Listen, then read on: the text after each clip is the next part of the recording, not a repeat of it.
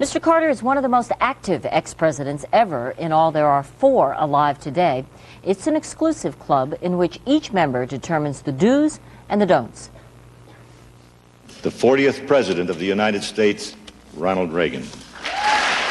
It's been 125 years since the United States has had as many as 4 living ex-presidents, men with a wealth of public policy experience. And it's not as if they only have the thanks of a grateful nation for their years of service. No, they make a lot of money, almost $100,000 a year, plus more than $250,000 each for staff. For that kind of money, some scholars think they ought to have a formal governmental role. I think we have a right to expect that they should continue to give us the benefit of their experience on public matters.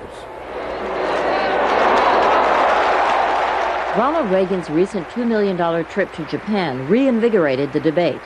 Inappropriate, to say the least, say some scholars. I think there are some things that a former president might undertake that would be unseemly, and I'm afraid I think that Ronald Reagan crossed that line in his recent trip to Japan.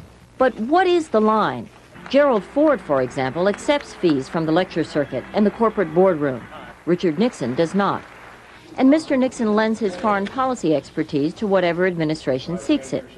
But Gerald Ford did join Jimmy Carter as neutral observers during the last Panamanian elections. In fact, Jimmy Carter's highly public role is another reason for all the debate about what to do with ex-presidents.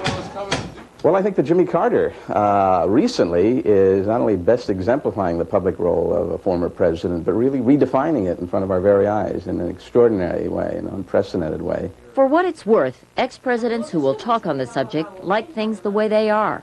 What happens after we leave office is really up to us individually. In my judgment, it is the establishment of another bureaucracy in Washington. Bureaucracy or not, at least one scholar thinks all this talk about formalizing a role for ex-presidents is premature. We have not been very fortunate in our former presidents. If we are luckier in the future, then we can re-examine the question of whether there ought to be a formal role. Right now, that's an idea whose time has not come. Well, our time has come to say goodnight. Dan Rather will be here tomorrow night, and later tonight, be sure to join Bill Plant with the CBS Sunday Night News. I'm Connie Chung in New York. I'll see you again next Saturday night at 10 Eastern, 9 Central. Thank you for joining us, and for all of us at CBS News, good night.